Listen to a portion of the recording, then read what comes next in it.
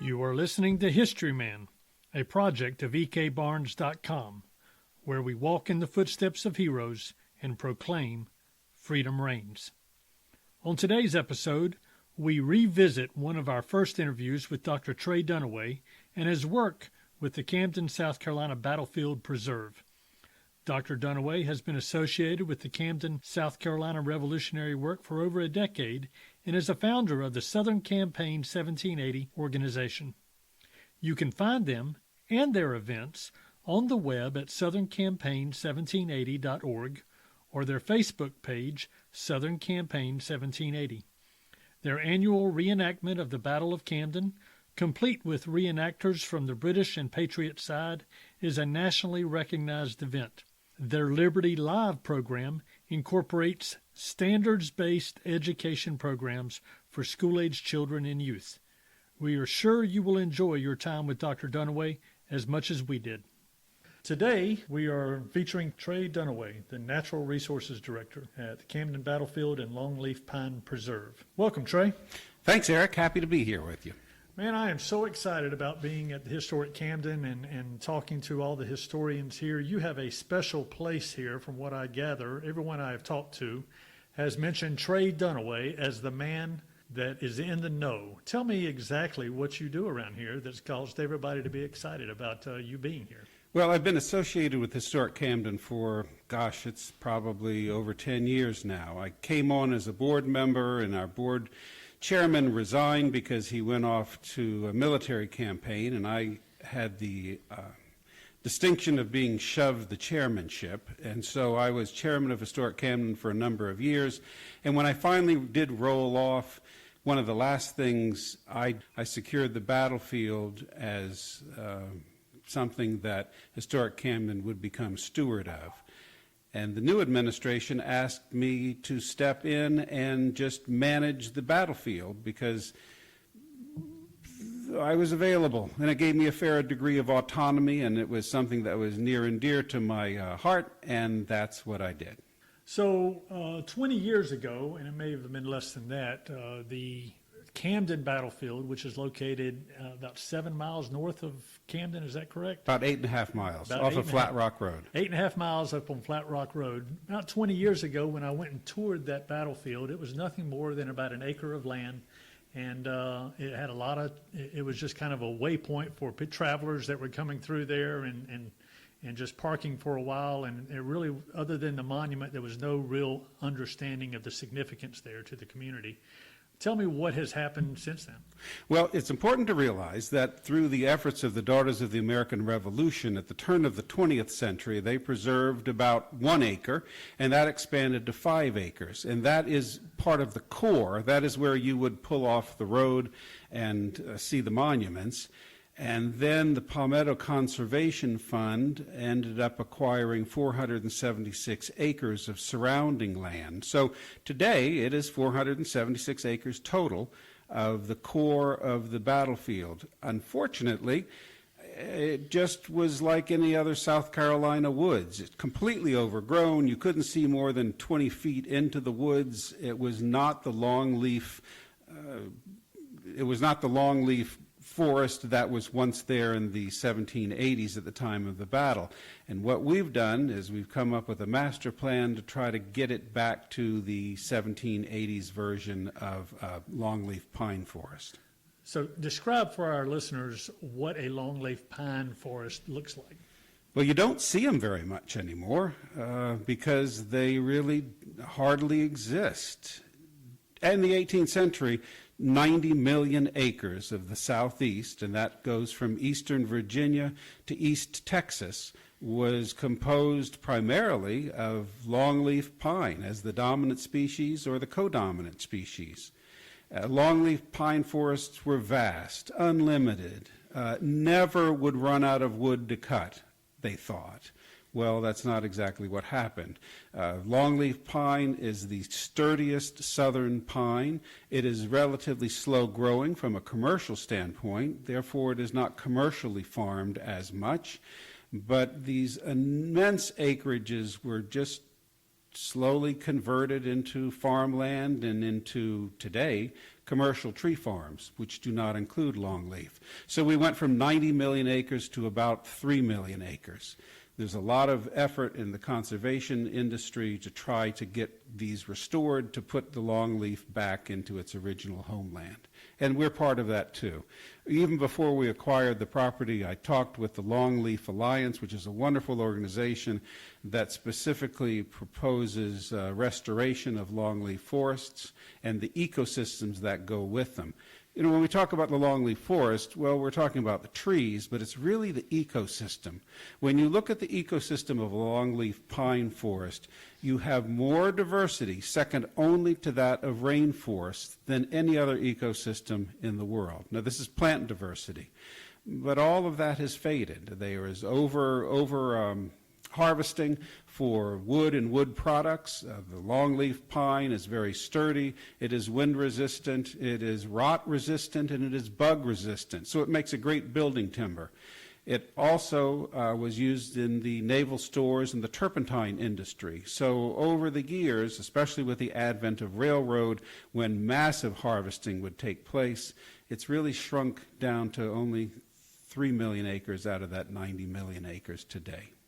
So the preserve that you have out there now, did you have to go in and plant the longleaf pines, or were you just using what was already out there, or right now do you have a mixture of longleaf and other species of pine? Well, honestly, we really don't have that many longleaf on the property. The DAR property, because it was never commercially harvested, that does have the original descendants of the longleaf that were there at the time of the battle. The longleaf at the time of the battle were enormous trees. Longleaf pine can grow to be 300, 400, even 500 years old. Now, with the poor soil of the sandhills, they don't usually get to 500 years here, but they certainly could get to 300 years. And when you have a 300-year-old pine tree, they're very big. At the time of the battle, it was reported that 2 soldiers could hide behind a longleaf tree. The understory of a longleaf ecosystem, though, is usually a grass. It's usually just a grassy savanna, and the reason is fire.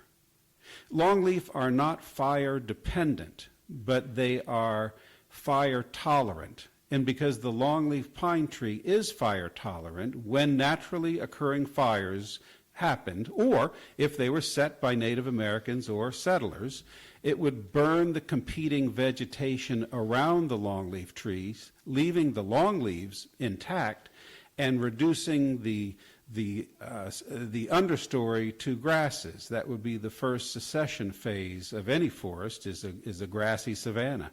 So that's what the battlefield was composed of, a grassland with these tall, majestic longleaf pine trees.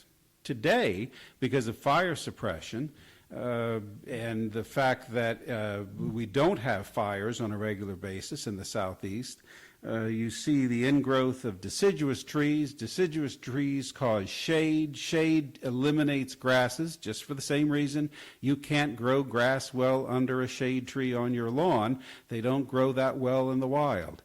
And as the deciduous trees come in, casting down shade, and also by the leaves that fall on the ground that are not burned and not eliminated, when the germination of longleaf seeds can't occur, and you don't get longleaf growth. So this is a major contributor to why we do have problems with longleaf growing today. But by reintroducing controlled burns, which is something we plan to start this winter, we will eliminate those problems and make it a healthier place for longleaf and the grasses that accompany them. From a historical perspective, 450 acres isn't all that much in comparison to some of these plantations that were around in the South or in the United States or the colonies at that time. But 450 acres is still a sizable piece of land to maintain, and it takes money to maintain. Where does this money come from to maintain this? Well, that was the biggest stumbling block with my board. When I proposed that we accept this offer, and we went to a meeting with state officials, South Carolina Parks, Recreation, Tourism, the county, the Catawba Trust that was holding the property, The main resistance from the board was we didn't have enough money to have a truck that runs. How can we run a forest? But one of my board members, Bill Denton, understands forestry and understood that this could be self-sustaining. The way he put it to me, he said, Trey, if you have 1,000 acres of southern land, you can raise a family with that. I was surprised. Well, we don't have to send any children to college with the money we get from this timberland. So we are fortunate for that. But here's how it worked. Because these woods were totally overgrown, mid-story growth was sky high. There was no way you could have a big fire without it running up onto the trees. The mid-story growth would act as a fire ladder. It would introduce fire right up a tree, and you'd have a major forest fire, and everything would burn down. But what we did is we put in machines that thinned out the trees from a basal area of 100 to that of about 50 for 200 of our acres. Basal area, if you take a cross-section of a tree at about chest level and you measure the square footage and you measure the number of square feet in an acre, that gives you your basal area. So our basal area was about 100 or so, 110, and now it's down to 50. These are mixed pine. Most of them are not longleaf, but unless you know your trees, from a distance, you could fool just about anybody. So we've created a pseudo-longleaf pine forest for 200 of our acres. And that acreage is composed of adult trees, so if someone goes to look at it, they will see the illusion of a pine tree savanna. We will introduce fire, we will have grasses growing. It's just that the trees that are growing there are slash and loblolly, and they are not the classic longleaf. We have about another 200 acres that is composed of pulpwood. These are loblolly that were planted commercially for pulpwood purposes. These will be removed and immediately replanted in longleaf. And then we've hand cleared the acreage near the Daughters of the American Revolution central location. That's about 11.5 acres. We hand cleared that because we couldn't put in a big machine to clear because it would damage the young trees. And now, when you visit, you will see basically a longleaf garden. We have hand cleared. It took 18 months of volunteer labor to pull out all these trees and make mountains of debris, and the county kindly came in and removed that debris. So now when you visit, you will see a baby longleaf forest. It really is a beautiful and very peaceful place now.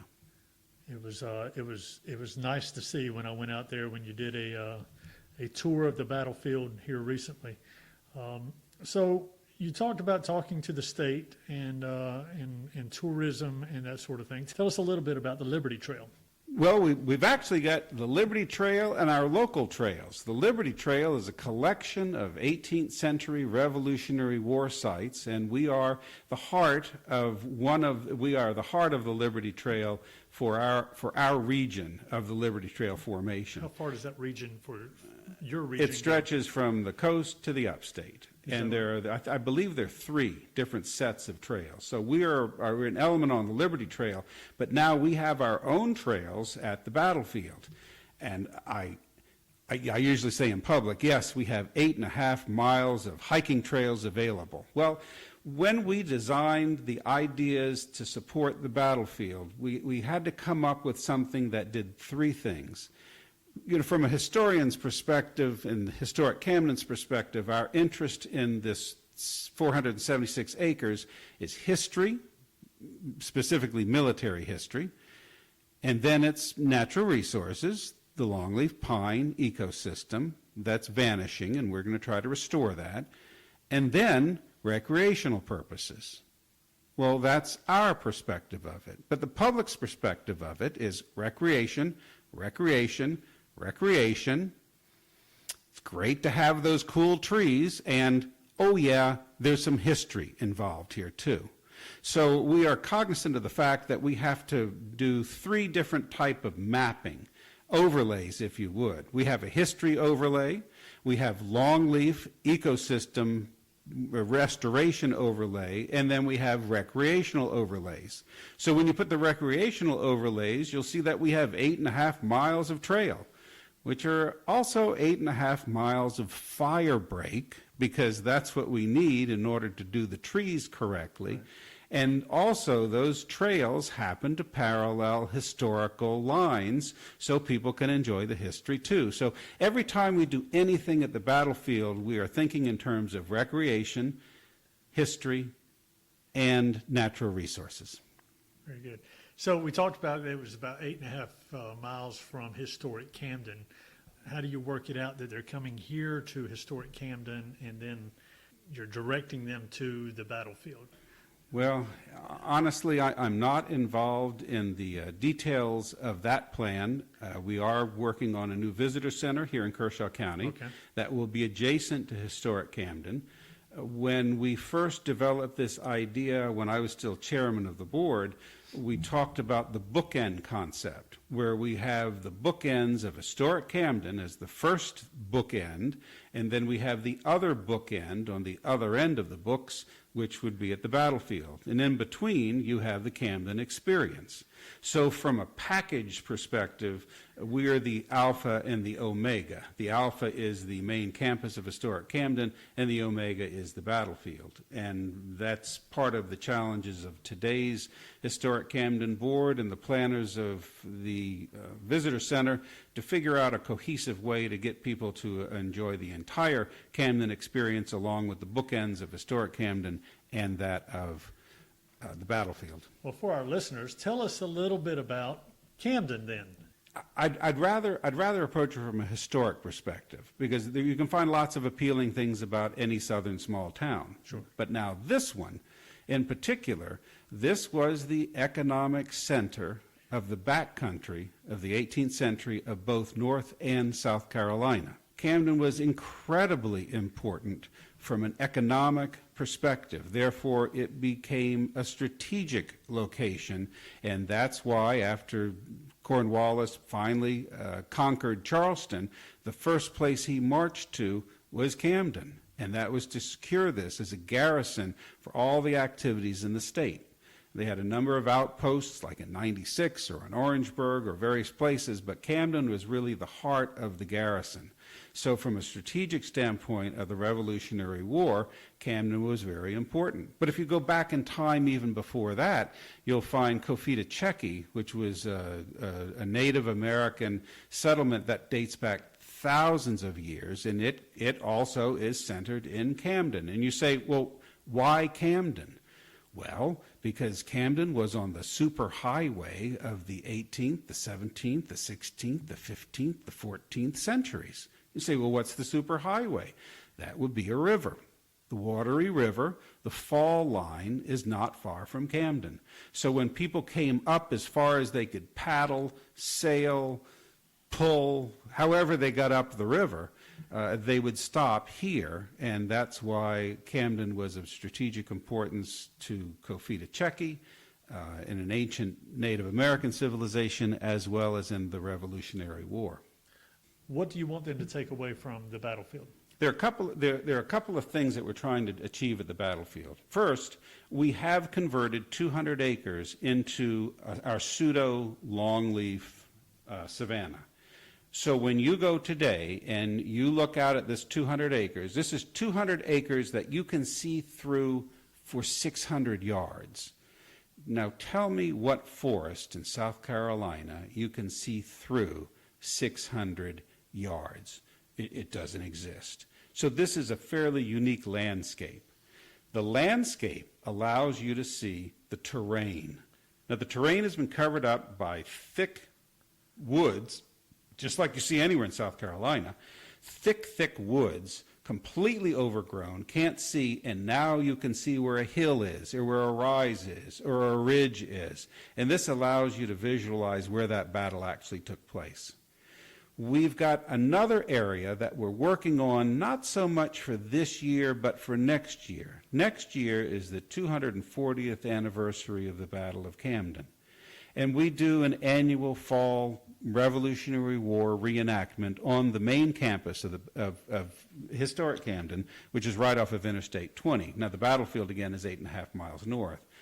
But when we acquired this property as private owners or private stewards of this land, we can have reenactments on our battlefield. National parks, you are not allowed to shoot flintlock weapons on the battlefield. Well, we don't have that restriction here.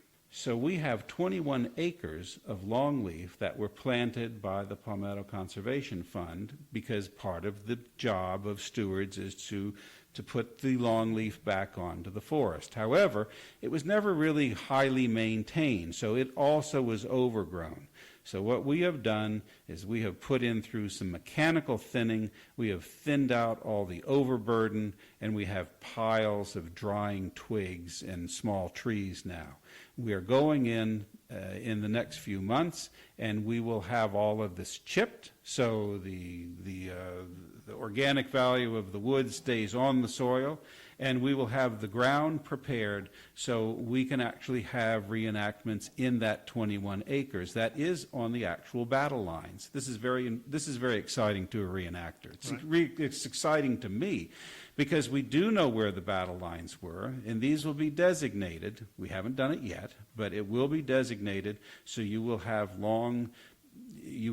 two lines. One would be the Patriot line, and the other would be the British line. And these will be designated and have flags, and people can get an idea of how long 4,400 men on a battlefield in a double line would take. It's awe-inspiring. Yeah. And when you see it for real, right now when you go, you're looking at woods. Even if they're thinned woods, it doesn't have the same impact as it would have been on the day of that battle, where you had 4,400 Patriot soldiers in a line. Right, right. You know, I'm very careful about my use of terms of opposing forces, because it's so easy to say the American lines were here and the British lines were there, but that's not really true, because you had Americans fighting on both sides of that war. That's right. You had a patriot army, and then you had men fighting for king and country. And honestly, this was very much, especially in South Carolina, a civil war. This was very much a civil war where brothers fought against brothers, because some were loyal to king and country and others wanted to fight for this new concept of liberty. So that's our battlefield. That's a good segue. What does liberty, what does freedom mean to Trey Dunaway? Well, I'm going to go with the 18th century version of liberty. Because when we ask kids what liberty means, is they say it means freedom. Well, what does freedom mean? Does freedom mean I am free to remove your car from its parking spot at night and keep it? If it's truly free, why can't I do that? Well, that's because liberty is freedom coupled with responsibility. So if you're responsible, you're not going to do something to hurt somebody else. But you have the freedom to do things you want to do as long as it does not harm other people. And that's my definition of liberty. And that's what the driving force behind a lot of the men that gave their life to allow us to have the freedom and liberties we hold dear to us today. And they continue to sacrifice, to make the ultimate sacrifice so we can live the lives that we have designed under our Constitution.